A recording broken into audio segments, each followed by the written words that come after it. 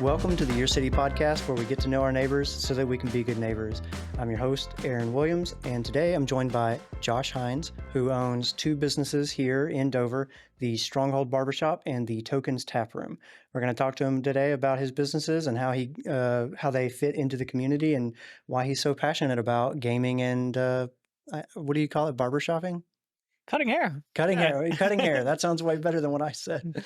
Thank you for coming onto the show, Josh. Thank you for having me. Yes, and we're going to do a shout out right now. Do you have anybody in the local Dover community that you'd like to give a shout out to? There's a lot of local businesses that I love and support. I would just say shout outs to Gallivant Global Eatery, Cafe Killam, 2Bs, just some new local businesses that deserve some extra attention, just getting their bearings. Yeah. They just got started in the last couple of months, right? Yep. Cool. Very nice. So let's start with your barbershop, Stronghold. Yep. What makes Stronghold a special place to come to get hair? There's a lot of places where you could get hair cut. What are you trying to do that's unique and special at Strongholds? We're really concentrating on having a communal vibe at our barbershop. Repeat customers, repeat clientele that we can have a relationship with. Customer comes in, we already cut their hair before. We know what to expect. They know what to expect. And we just keep on continuing providing great service to them. Okay. As far as what makes Stronghold a special place, it is the longest continuous running barbershop in the city. That being said, not as Stronghold, but just as the unit being continuously used as being a barbershop. Okay. So that was what drew me to opening Stronghold, is that it opened in the early 60s as Louis' barbershop. And Louis ran it for about 50 years. And then after that, it transferred hands a few times. The story's kind of heavy. The day the property went up for sale and was up for purchase, they closed their doors, put a for sale sign up, was actually the day Louis passed away. Oh, man. So it was funny, not funny, but it was sort of bittersweet that, Louis saw the whole life cycle of his barbershop until like opening the doors to when it got put up for sale. And I wish he could have seen me purchase it and restore it and kind of bring some new life to it. Yeah. So it was Louis, and then it changed hands a couple times. Changed hands like 3 or 4 times. And it was a barbershop every time? Every time. Okay. Every time. So at that point, I was already running a previous barbershop down the street. And when it went up for sale, I said, that's the future, and that's going to be Stronghold Barbershop. And, that was there for 60 years as a barbershop. And it's my goal to keep it going as long as I can, another 40, and bring it to even 100 years, Yeah. That's cool. It's cool learning the history of it, and you kind of want to preserve that amount of history. Yeah, preserve the legacy and just continue it on. For me, it is an important pillar of the community that remains being a barbershop. Awesome. And you said that you're focusing on a communal vibe. When people come in, you're trying to get to know them and you're trying to build relationships with them. Yeah. And when you're doing this, what's the value of doing that versus just like taking appointments and cutting your hair and moving on? Well, in some of like the bigger cities where your clientele is very fluid, you don't really develop that rapport with them. Where I come into work and, I have 12 to 15 customers and I know pretty much everything about those customers.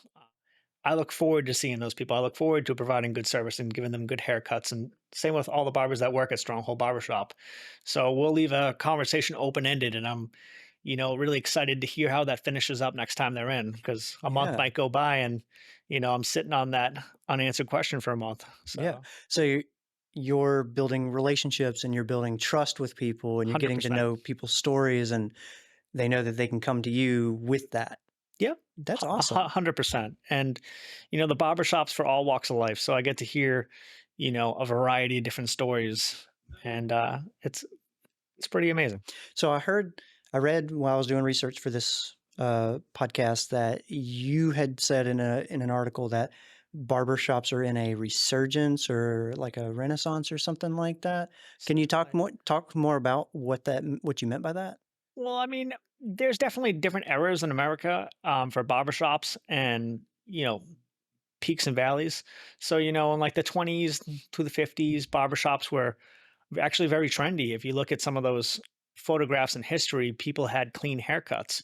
And then a few decades later, you get into the 60s and 70s, and everyone grew their hair out long. Hmm. So the American barbershop pretty much went belly up in that era. So for a long time, um, there really wasn't a ton of barbershops. I mean, I grew up in the 80s and 90s, and it was more chain salon orientated Yeah. when I was, coming up. Yeah. So in the 2000s, that's when the American barbershop sort of had that resurgence. And, people were more likely to go to a barbershop as opposed to a chain salon because they were going to get that attention, they were going to get that quality, and it wasn't going to be an assembly line haircut. So, do you have any opinions on what changed people's mindset on that? And kind of like, obviously, it seems to me that there's an objective value in knowing your barber and getting familiar with them, letting them get familiar with your hair. There seems like a value there, but it like what you're describing is it was lost for a period. What do you have any opinions on what brought that back? What made people rediscover that? I mean, if you look at the trends, like in the 2000s, like a lot of, I'll say, like more technical style haircuts came back, and then sort of traditional haircuts came back as well. So, like side parts, and then tighter tapers, skin fades became very popular, Hmm.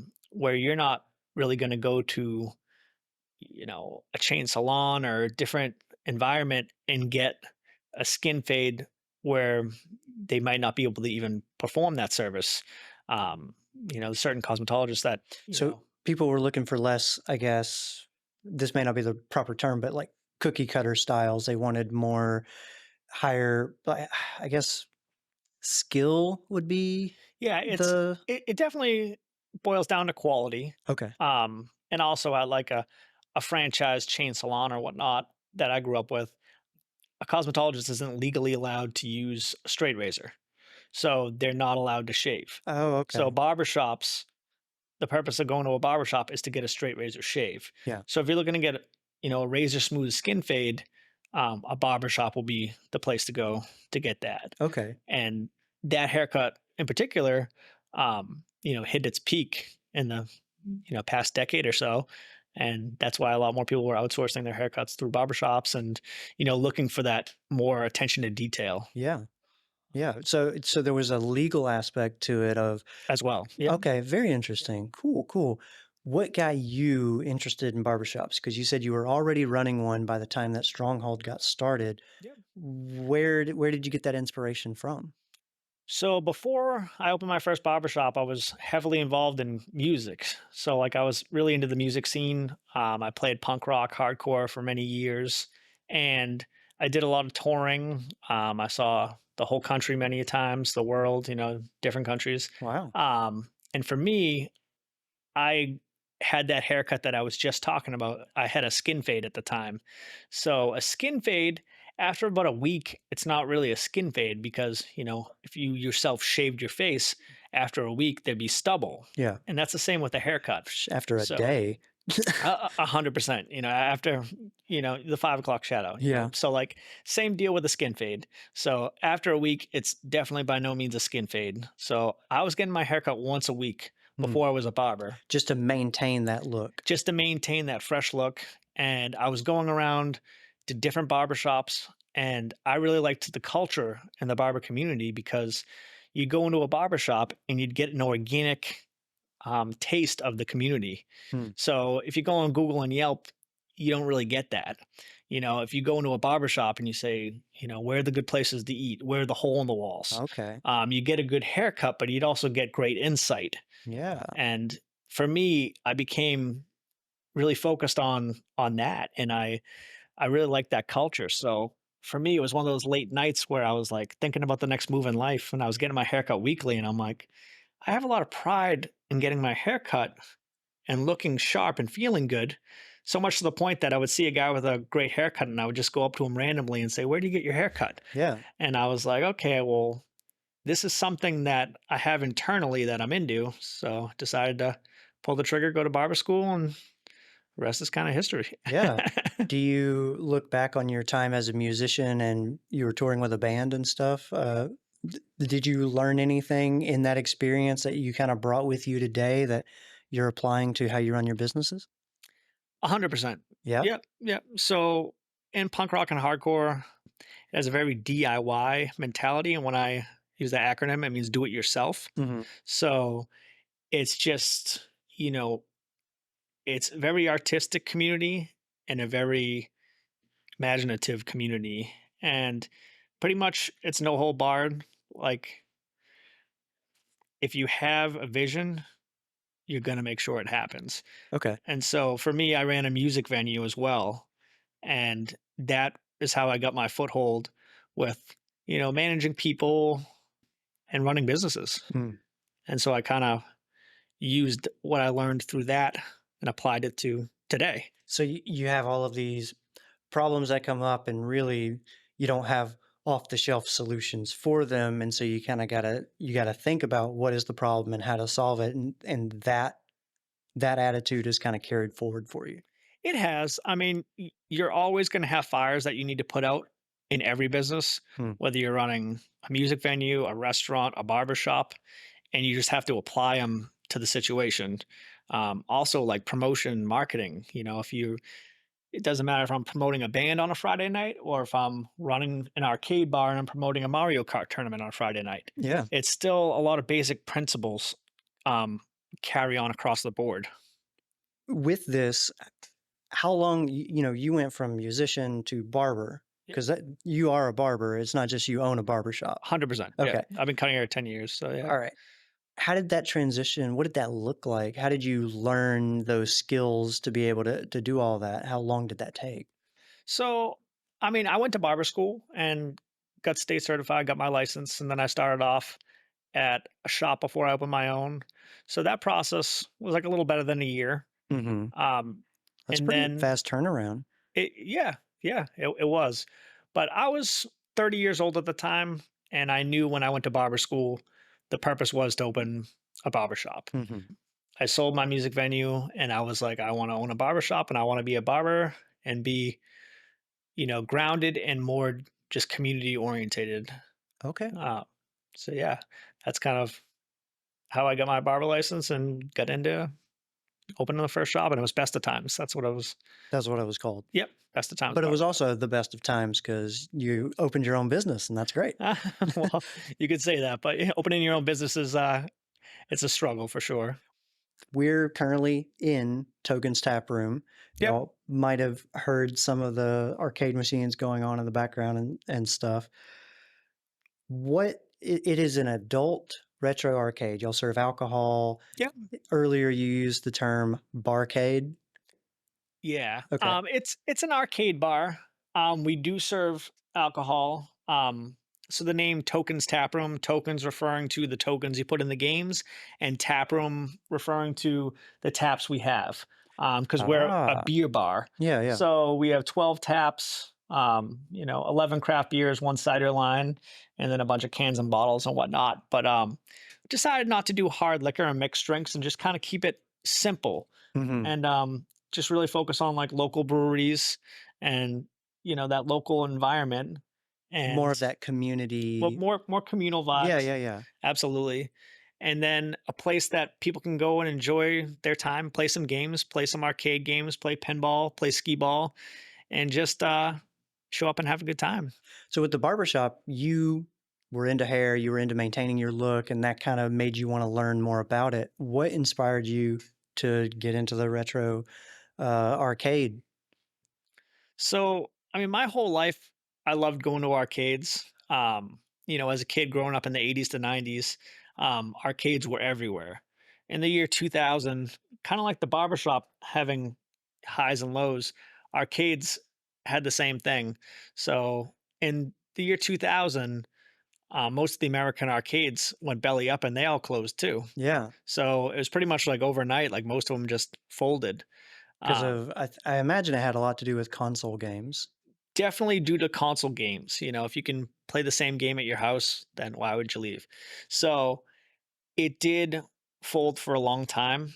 And then, just like I was talking about the barber resurgence, there was an arcade resurgence because it's not just coming here and playing an arcade game. It's, now you're an adult, you're playing the games you loved for the nostalgia of being a kid, but you're now of age to drink and, have a glass of wine, a beer, and it's more of a social environment and Okay. not just being immersed in the arcade game like you were as a kid. Yeah. It's more like going out with your friends on the weekend Oh, and having something to do rather than just going to a regular bar where you're just staring at each other and, talking. yeah. This makes so much sense to me because, like, I loved going to arcades as a kid because you get to play games, Yep. but they're not making new arcade machines as much anymore, right? They're not making any new really arcade games. They have some like redemption games, but arcade games are pretty few and far between. They are still making new pinball machines. Okay. So company Stern is one of the leading companies still making pinball machines. Hmm. Now, kind of back to the original question, how did I get from one to the other, like the barbershop to Token's Taproom? It actually all started with a conversation at my original barbershop. And someone commented on the wait times and said, this would be a lot better if you had a Mortal Kombat that I could play while I waited. Yeah. And I was sitting on some savings and I found a Mortal Kombat 2 and I purchased it That's and a I good had one. it at my house and I was like, okay, for the shop that I was looking to build out Stronghold, I came up with the idea to have a barber shop in the front and a game room in the back, which is that right there. Yeah. And that was the initial concept. Okay. So at that year and point in time, Stronghold opened as a barbershop and game room. So you come in if you had a half hour to wait for your haircut, you play some games and just have fun. So a year or so later, the adjacent business, which was Federal Cigar at the time, approached me about buying the spot, Hmm. and they didn't put it on the market. And I said, you know what? I would like to continue my game room. Hmm. And so Token's Taproom evolved from Stronghold Barbershop. So it evolved from the 12 games I had back there to now 50 between 1.5 units. That's cool how just this suggestion from a customer evolved and kind of took on a life of its own, and it became this whole separate endeavor. Yep. So it organically just grew from yeah, a conversation. I mean, Yeah. before that conversation, like I said, I was always involved in retro gaming and even at my music venue that I ran years prior, I had a few arcade games at it. Mhm. So I've always dabbled, but not to this extent by Yeah. any means. And y'all do pinball. I see some skee ball back there. You've got retro arcades and console. Yep, console games at the bar as well. Yep. Okay.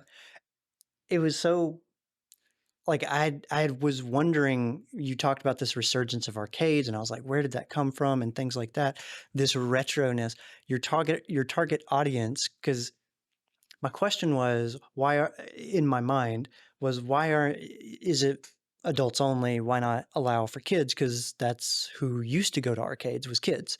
But now it's adults who are doing it because there's not this new slew of games that are arcade machines, and the people who grew up with it are are they used to be the kids who are playing the games that you have now. So it's that nostalgia, and you're bringing back those.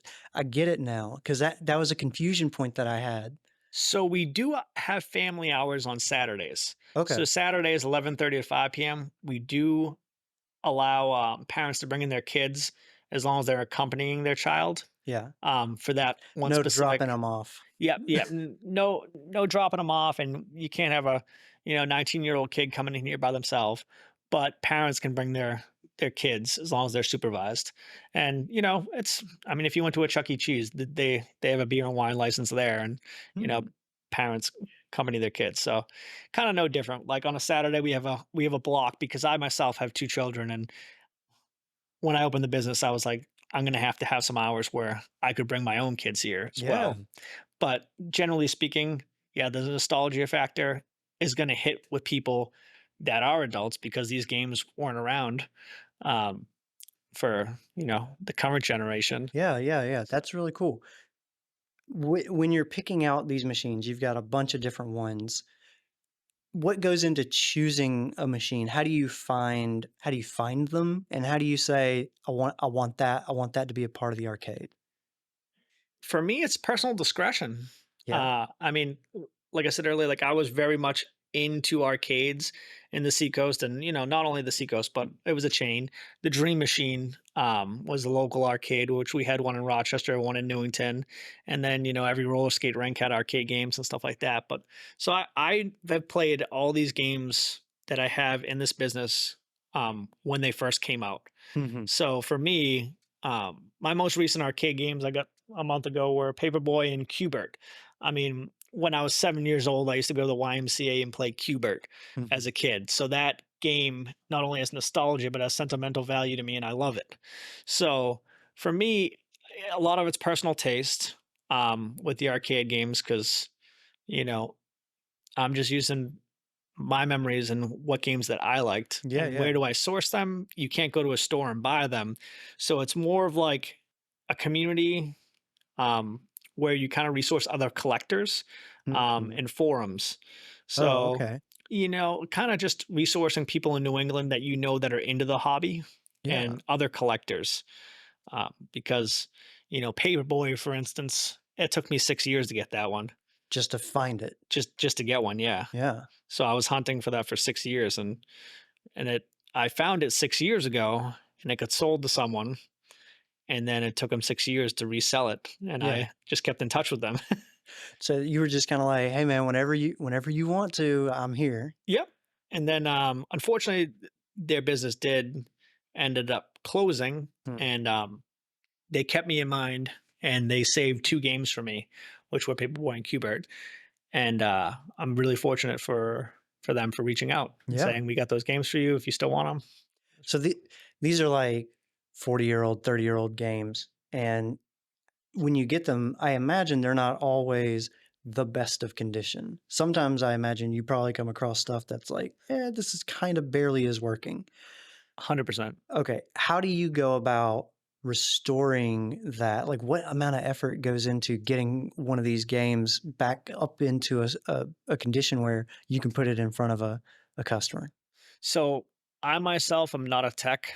Like I said earlier, I'm a barber. Yeah, So I do have friends in the community and two different technicians that are Seacoast guys. yeah, And you can't go on Google and find people that work on arcade games because they don't exist. So you mm, really have to be in the hobby and know who out there can fix these games yeah, because you can't just call on a local electrician and be like, I have a broken pinball machine. He's going to look at you like you're crazy and he's not going to know how to fix it either. yeah. So yeah, you do have to have constant maintenance to these games. And luckily, Tokens was put together with the right people behind it that could maintain these games. Gotcha. Because for some reason, if you were looking to do a business like this and you bought all these games in a few weeks, all your games would be broken and you wouldn't be able to fix them. Yeah, So yeah. yeah, Seems like an integral part of the business. 100%. Very cool. Yeah. So the guys behind the scenes are actually like the real rock stars for Tokens because Mm, they make sure that these games are on. yeah. What are some of your most popular machines that people come in and they're like, "Oh yeah, I'm here to play this." Um, I mean, people come through the door and you'll always hear them be like, "Whoa, you have this game and that game." But the most popular game in here out of everything, to be honest, it's funny because I didn't expect it, but it's skee ball. Skee ball. So skee ball is just the most popular game. It's something that anybody can play and Yeah. everyone goes to. But as far as like arcade and pinball, that's more what I'm into. Like the side scrolling games like Ninja Turtles and Simpsons really Mhm. draw people in. Now that I got Paperboy and Cubert, people really love those games. And then for pinball, like Adam's Family is the most popular pinball of all time. It Okay. was the biggest earner of any pinball machine in history. Wow. And Adam's Family is one of those titles that, people that aren't super into pinball, when they hear about Tokens, they're like, "Do you have an Adams Family pinball?" It's kind of one of those gold standard games Whoa. that people just ask about. You know, if you have Adams Family pinball, if you have Ninja Turtles and Simpsons, those are just the first games that kind of come up. Yeah. I Um, I remember playing Simpsons and Ninja Turtles when I was a kid. I loved Teenage Mutant Ninja Turtles, Turtles in Time. Yep, That absolutely. one's so good. So So, so here at Tokens, I made sure that we had Teenage Mutant Ninja Turtles, the arcade game, and the pinball machine because Teenage Mutant Ninja Turtles was created in Dover, New Hampshire. yeah. And so, like, the guys who wrote the original comic were from Dover. Well, they lived in Dover at that time. Mhm. They weren't from here, but they lived in Dover when they created the comic series. So I'm like, okay, those games will always be here. That's cool that there's a bit of a cultural or like a historical context to that. When I was talking to, I talked to Jonathan Nichols, who's the director of the Woodman Museum. He had Teenage Mutant Ninja Turtles like DVDs, Yep. and I asked him about that, and he told me, yeah, Teenage Mutant Ninja Turtles are from Dover, and that's a cool history, and you're trying to make sure that that's highlighted in your selection of games. That's cool. Yep. So supposedly the city's gonna be making a sewer cover that has a Teenage Mutant Ninja Turtle emblem. Yeah. So that'll be cool when that sees the light of day. That will be cool. That's awesome. That would be like if maybe Detroit has like a RoboCop statue or something. That would be cool. Well, like, Philadelphia with the Rocky stuff. I mean, I'd be super psyched to see like the four turtles at Henry Law Park, you know? Yes, that would be awesome. Uh, so you were talking about pinball and you were talking about Adam's Family, super popular. You have a Teenage Mutant Ninja Turtles one. I'm just looking down the line. You've got a James Bond, a Godzilla, and some other ones that seem less themed towards franchises, but more like themed towards, I guess, oh, there's like Medieval Madness or something. What makes each experience unique? What makes a pinball machine different from any other pinball machine for people who don't know much about pinball? So just when I was a kid, like I was gravitating more towards arcade games. As an adult, I'm gravitating way more towards pinball. Hmm. After you beat an arcade game, it's pretty much the same game, Okay. over and over. Where pinball, each game is different. Hmm. It only takes one ball to get a mega high score. Okay. So, you can play the same game on the same machine, and I guarantee you'll have a vastly different outcome. And every pinball machine I have has huge differences. When I was a kid, I didn't gravitate towards pinball because I thought it was more of like a game of luck and chance. Yeah. And I just thought the whole objective of the game was to keep it from going down the middle, where each game has strategy, technique, bunch of different modes Hmm. and stuff that you're supposed to do in the game, and that's why it's fun, it's challenging. So there's the base game of like, don't let the ball fall down the hole. That's Certainly. every pinball has that mechanic, but there's something there's a different type of game of like changing up how you're supposed to hit the ball or So trying to hit different targets. yeah, there's different objectives in every pinball. Okay. And you have to learn each game because each game has a different set of rules. Oh, So okay. like, there's certain objectives that you have to hit to activate different ones. Hmm. So you reference madness. You have to unlock the drawbridge and then you have to defeat the castle. But you have to do it in a specific order Hmm. to complete that challenge. Yeah. So that's what makes it fun Hmm. and exciting. And I don't know if you know this story, but pinball was actually illegal for a period of time, and What? they Where at? Everywhere? in the country, yeah, in the country. So for a little bit of a time, pinball was illegal, and they kind of considered it gambling, and they said it was a game of chance. What? So there was a pinball enthusiast that went into the superior court, and he did every shot and called it and said, "I'm going to do this, this, this," and he did it in front of the superior court multiple times, and then he abolished the law, Take and that. he made pinball legal again. Jeez. So they were trying to say it was a game of chance, and he says, "No, this is a game of skill." And That's that's some cool. little backstory about pinball. Yeah. So I did not know that. That's awesome. yeah, it's pretty interesting stuff. Man, that I imagine he's dragging a big pinball machine into the middle of the court, like just right in front of the judge. Yeah, there's a documentary about it too. I Yeah, haven't seen it, but I gotta check. I know the story. I'm familiar with it. So that's cool. So both of your businesses are located right next to each other here, right outside, or I guess in the downtown of Dover. what made you choose Dover to begin with? Are you originally from Dover? So I moved around a decent amount growing up, but yes, at this point, I would consider myself like seacoast rooted. I went to high school in Dover. Okay. I've lived in Dover now for a long time. Hmm. But why did I choose Dover? I have fond memories in Dover. Just like most kids out of high school, like you're young, you move out of the area, you want to see what's out there. Yeah. Um, and I referenced earlier that I was playing in bands, so I got to see a lot of different areas. And I saw some areas that I loved, and I saw some areas I didn't love. But in return, it actually made me appreciate Dover a lot more. Mm. When I was a kid in the '90s, Dover kind of had a stigma. And when you tell Mm. somebody, you went to school in Dover or whatnot, they would say, "Oh, dirty Dover." And it was kind of funny that it Dang. had that kind of tainted image. Mm. And so I have a lot of pride in Dover because I kind of graduated high school and didn't really see a lot that would pull me into the city. And then I saw it pretty much come from the ground up and turn into what it is today. And, Hmm. it has a great flavor, it has a great community.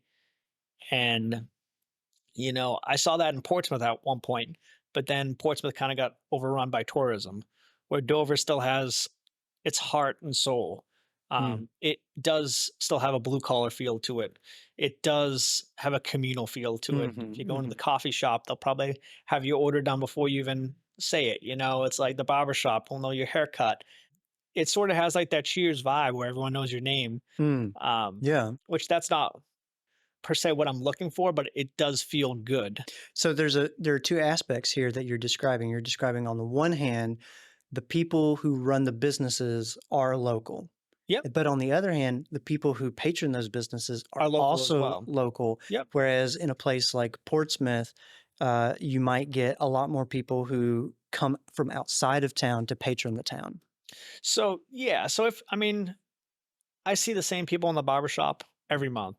And Hmm. in tokens here, I will see the same community every week here. And there will be outsiders that come in and frequent, which is cool. And that's what makes a successful business is that you're pulling a new crowd, Hmm. but your core will still be there. Hmm. Um, as far as, some of the other places, you go to a Boston or a Portsmouth, that crowd is ever changing. Hmm. So you don't really have as much of a community. I'm not going to say you don't have a community because I'm sure, some places do have somewhat, but this is more you have your mainstays. Yeah. And that's what I like about Dover. Okay. And like you said, like it's a very support your own. Hmm. You'll see a restaurant owner that owns the brick house in Ember come to this barber shop, and Hmm. person who owns Wingett's go to this restaurant, and just everyone cross pollinates, and it's not really competitive edge, it's more of everyone supporting one another. Yeah. Very cool. Yep. What impacts have you seen of your businesses on the community of Dover? I mean, being a community outlet for people. I mean, the barbershop, being a barber is, you have the creative element to it, and you're making people look fresh and feel good, but you're kind of a community therapist as well.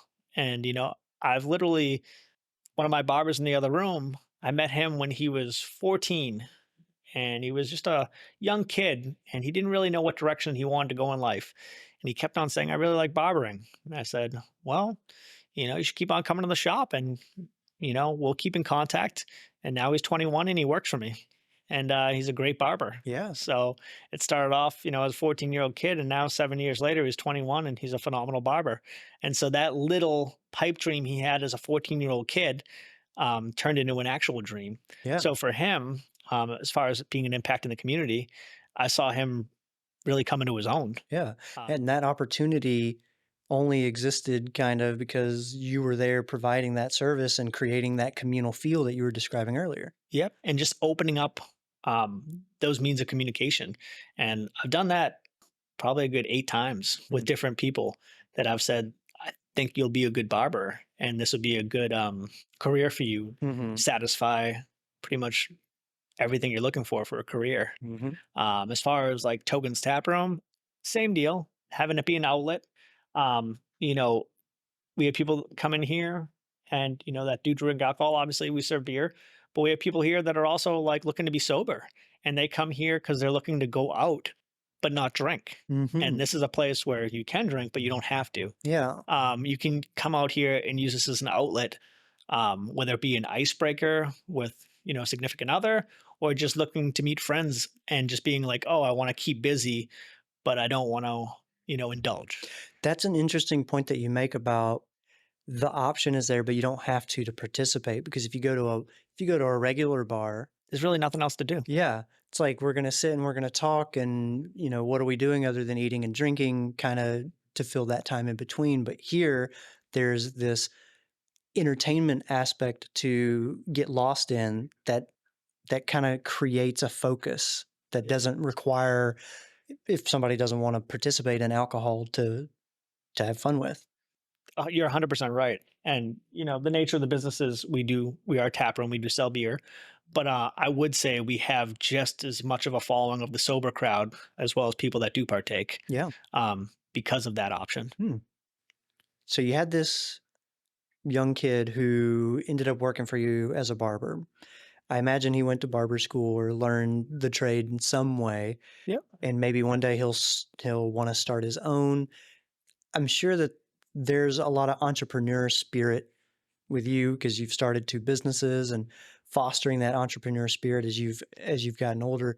What advice do you have to young entrepreneurs who want to start a business and want to have a similar impact in the city of Dover? Just give it your all. It's not easy, but yeah, put your best foot forward, and you have to be willing to sacrifice Hmm. and follow your dreams, um, and don't think anything's out of reach. Yeah. Okay. Yeah. Like it doesn't matter how unattainable maybe you think it is, like if you can put in the work and just take small steps towards it.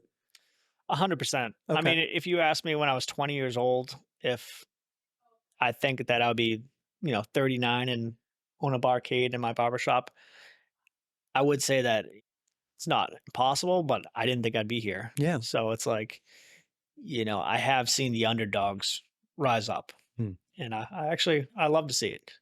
What do you think is going to be in the future for your businesses? Do you have any goals that you're currently working towards? Both businesses are at a really good place. I'm just kind of looking to take what we have Hmm. and keep on building on. Yeah. The barbershop, we have a great clientele. Just keeping up with what our customers like. If trends change, we keep up on the new styles, you know, and don't lose sight of the classics. And then with the arcade bar, same deal. Just supporting our regulars, supporting our local breweries, and just giving the people what they want. And, a place where they can come in, feel comfortable, express themselves, and have a great time. So kind of just add on to what we have. We're doing community leaderboards, for pinball, and that's something we're going to be starting within the next few months. Okay. And just add on to our event nights. Yeah. What is a community leaderboard? So it's just our pinball machines in the back room will be connected all online. So every month we'll have high score challenges, and everyone that plays the pinball machines in the back room will be posted on a monitor back there, so you can kind of just keep tabs on where you are and where you stand, Hmm. and it'll give a competitive edge to it as well. And I'd be lying if I didn't say that. I like to check my scores, and since See it's how all you're doing. connected online on your smartphone as well, there's been days where I've like pulled up my score like at midnight from my house because I'm just like seeing where I'm ranked, Yeah. and it's fun. Yeah. Yeah. That adds that, it goes from being this game against yourself to you can add that competitive edge to it. I guess that's the value of the high score mechanism. Yeah, yeah, the high score leaderboard. Yeah, Yeah. Yeah. Yeah. So we've been talking a lot about Stronghold and tokens. yeah. Let's talk a little bit about Josh. When you're not running your business and putting out fires and acquiring games and hiring people to fix them and stuff like that, how do you like to spend your free time? I'm a family man through and through. Hmm. So my wife and two kids, they're the joys of my life. So if I'm not running my businesses and working, then I definitely have a work hard, play hard mentality. Hmm. Take out the family and get into some fun. If Nice. it's just me by myself solo, I started businesses not for necessarily financial reasons, but because I believe in these businesses and because I like them. So, I mean, there's countless days that, I'll be here when the businesses aren't open and me and the wife will be playing pinball. Heck yeah. So that's stuff that we like and So we she enjoy. shares a little bit of your passion on this. 100%. Yeah. My wife loves pinball. That's So, great. yeah. So that's how we got into it. And, we'll go around to different pinball locations and check out their games and have fun. And, Hmm. it's kind of like what I was saying about like the support your own in Dover. The pinball community has a very support your own community as well. Mm. It's just spread out a lot further away. Yeah. So go up to Portland, go to Boston. Are the kids interested in this kind of stuff as well, or do they have other hobbies? So my youngest daughter is 5 and she is extremely good at pinball already. Oh, Surprisingly, we have tournament scores set for some of the games you have a bit that of a prodigy on your that hands. adults can't hit, and she's hit them. And it's funny because she's pretty good. So it'll be funny to see where the hobby goes for her as she gets older. Yeah. What about your oldest?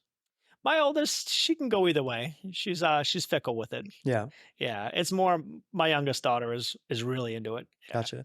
So our theme for this season is how to build bridges.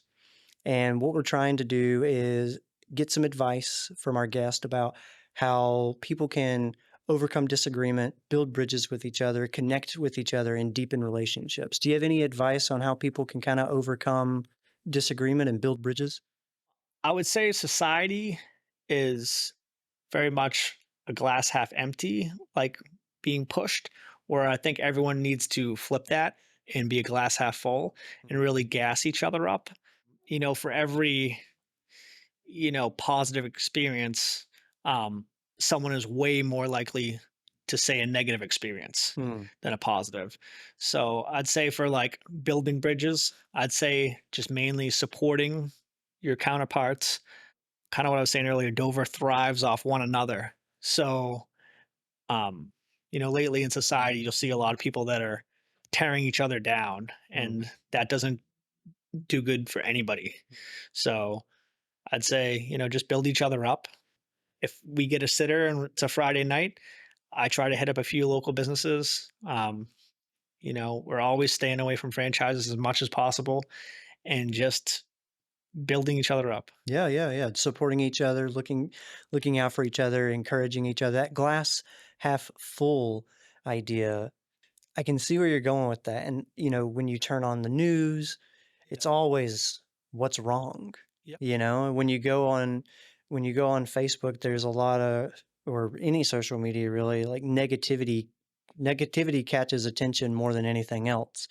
And it's just so me myself as a business owner, I will only write a review if I have, an awesome positive experience. Hmm. If I have a negative experience, I'll keep it to myself. If I feel like it's worthy of addressing it, I'll address it with them in person. Hmm. But you hit the nail on the head as far as, people are kind of thriving with negativity and it should just be the opposite. There Yeah. should be more. I'm a very big fan of PMA, another acronym, which is positive mental attitude. Hmm. And, being a positive person and giving out that energy, it's contagious. Yeah. Okay. And, that's what you want to be as a business owner. And that's what I want to see in my community. Yeah. Be the light. Be the inspiration. Kind of lead by example. Yep. 100%. Wow, very good stuff. Very good stuff. So, what do you think that the city of Dover should focus on next? What would you like to see the city focus its attention on? I mean, I really like the direction Dover's going. Um, I don't have too many Full complaints. speed ahead, Captain. Keep going. Yeah, I mean, like the biggest complaint I hear in the barbershop is people always say that I hope Dover's not getting too big for itself. Hmm. And I will shine light on that. I don't think it's getting too big for itself. I know that it is getting pricier. Hmm. Um, but some of the developments in town I can really get behind. Like across the street, there's the Foster's building where they took the bones of the building and just improved the whole building. And Hmm. it's still a pillar of the center of town and still looks like the same building, but it's just new and approved. And it's not unused space that's dilapidated. Hmm. And I really like developments like that. And, there's some bigger ones. some tear downs that are going in place, but my take is, if the building is just falling apart and going to waste, then put something up that the community can use. Yeah. I mean, Dover's putting in a new skate park this spring, and I'm really excited about that. So like I said, my daughter's 5 years old and she skateboards, and it's going to be a really well done skate park. Yeah. And in the '90s, there was very much a campaign against skateboarding. So when I was a sophomore in high school, Dover put in its first skate park, and that was, it was just like a mecca, like somewhere for everyone, me and my friends to go. Hmm. And I remember how important that was. And now, 20 something years later, it is looking pretty rough, and they're going to put in a brand new one. They're going to tear that one down. They're putting in that new one, and I'm excited the direction Dover's going. Okay, great. Kind of what I was saying, like keep its core and just build onto it. Yeah, yeah, yeah. How do you have any thoughts about how to prevent, you said getting too big for itself? Yeah, I think what I hear from the townspeople is, they don't want it to get too overpopulated, too many developments, Hmm. taxes rising. Okay. Those are some You don't want it concerns. to become, I guess, Gentrified, like gentrified, an investment town yeah. kind of thing like that. Okay, I gotcha. So I know there's certain people that are worried about that. Being a business owner downtown and seeing some of the big developments going in, it's a double-edged sword. I understand that it can create congestion, Hmm. and I do understand people's concerns. But those people are going to patronize the small businesses and you know fuel the fire of the downtown community Hmm. in a good way. Yeah. So it's there's two sides to everything. Hmm. That's one of the things that Chris Parker, I interviewed him for this show, and his comment about building bridges was the first step to building a bridge is recognizing that there are two sides. Yeah. And like what you're saying, there are two sides to all of this development that's coming in, that's happening. Is there are positive aspects to it, but we need to be cautious with some of the negatives. That it's not all. It's you have to look at cause and effect. It's all trade-offs, right? 100%. Yeah. And if you can't see the other side of things, that's not good either. Mm. So you have to see everything of how it's going to play out. Yeah. Well, before we close out, is there anything that you wanted to add on to that I didn't ask? Dover's a beautiful place. There's a great community, a lot of wonderful businesses, and I just encourage everyone to check out as much as you can. Yeah. All right. Thank you so much for coming on to the show. Thank you for listening to the Your City podcast, and I hope you enjoyed our talk today with Josh. If you enjoyed the show, you can help us out by sharing it with someone that you think would like this type of content. That helps us grow the show, that helps us find an audience, and it helps spread the community feel of the show. So thank you for joining us, and we will catch you on the next one.